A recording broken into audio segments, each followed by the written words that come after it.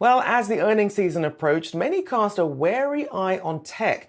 The sector's been propping up the market, and given the unstable economic environment, investors have been using it to judge the health of the economy.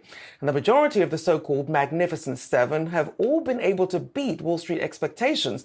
All have done well this earnings season. So let's bring in Synovus Trust Senior Portfolio Manager Daniel Morgan to discuss more. Good to have you on the show, Daniel. Hi, So Rachelle. give us this breakdown of good to see you, of how tech has been faring, because obviously this initial rally started with tech, but where are we now when we factor in the earnings season? What's interesting, Rachelle, as you mentioned in the beginning of the conversation, the bar for the tech sector coming into the second quarter was really low. But I will have to say that I was very pleased with the way that a lot of these earnings reports go. I mean, if we just kind of kick off and we look at online ad spend rates with Meta and Google a couple of weeks ago, the expectations were they would be flat to negative, and both those companies reported an increase in revenues. Meta was up 11%, Google was up about 3.5% in their ad revenues, and that kind of worked itself through the reports. Amazon kind of capped things off with a very good report with revenues up 11%. And then we had Apple, which was kind of a mixed review. We knew that smartphone unit volumes were going to be very muted going into the second quarter, but overall, their guidance that they gave for the upcoming third quarter was very strong in regards to services and iPhones. So I think overall, we'd have to take a takeaway from this, Rachelle, that is that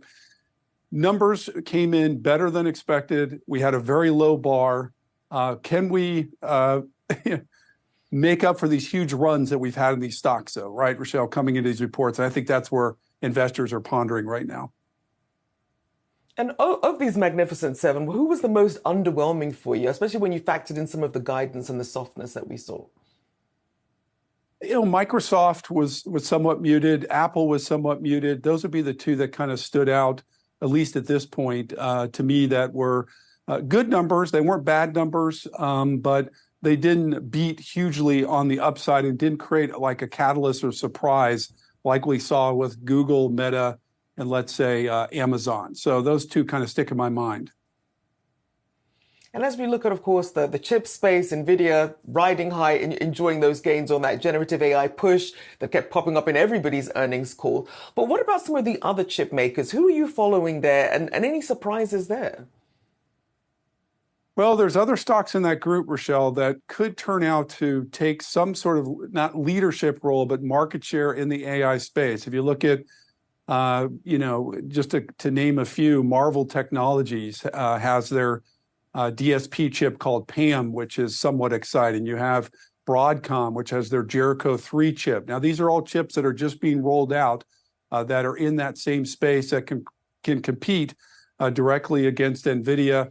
We also know that Intel has their Falcon Shores chip that's going to come out next year. AMD, which reported last week, has their MI300, which is a AI chip that's being promoted as something that's can compete directly against NVIDIA. So there are other companies in that space. We're going to be rolling into NVIDIA, Rachelle, about 2 weeks from now. We're going to get the numbers from them midweek.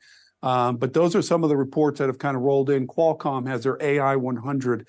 They reported last week also. So, but that's still in an infancy stage, Rachelle. As we know, we haven't had a lot of tangible evidence that AI has actually directly impacted the financials of these companies. NVIDIA is really the only company that's actually shown tangible evidence of a strength in terms of their AI chips.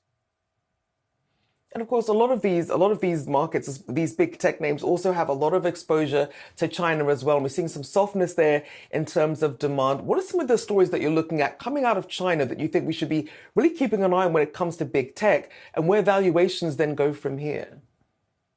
You're right, Rachelle. I mean, Qualcomm gets about 60% of their revenues coming out of China. And China's kind of a double sword, right? You have not only the impacts of them coming off of COVID lockdowns and how overall demand for, let's say, smartphones are coming. We know that when Apple reported numbers last week, their overall demand for smartphones in China was actually much stronger than people considered. It was actually positive, where people thought it was negative.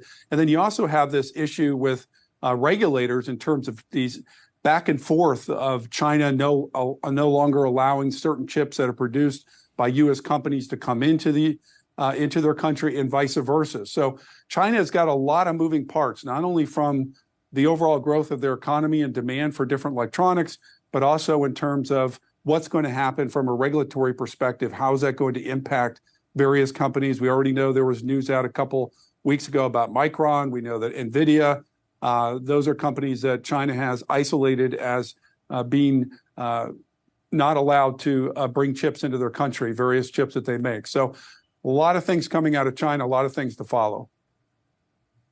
And in terms of companies that you're going to be keeping an eye on as we continue through the thick of the earnings season, what are some of the bellwether stocks that are going to give us a better idea of how the consumer is feeling and how looking at things like business capex and how companies are choosing to invest based on this macroeconomic environment? Well, Rachelle, we have Cisco next week, so that's going to give us a good idea of what's going on in terms of capex, in terms of networking. The following week, we have Snowflake, we have NVIDIA. So those are some big numbers that are going to be coming out. Snowflake, as you know, is a middleware company in the data center space. They make the tools and software that allow you to pull data off of the big data centers.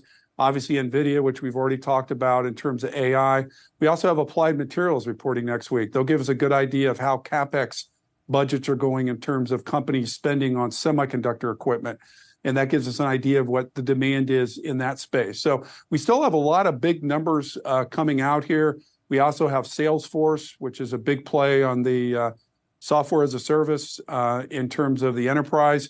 So we have more to go than just the so-called FANG stocks or Magnificent Seven that have mostly reported up this point. So we'll obviously be checking in here over the next couple of weeks on those numbers.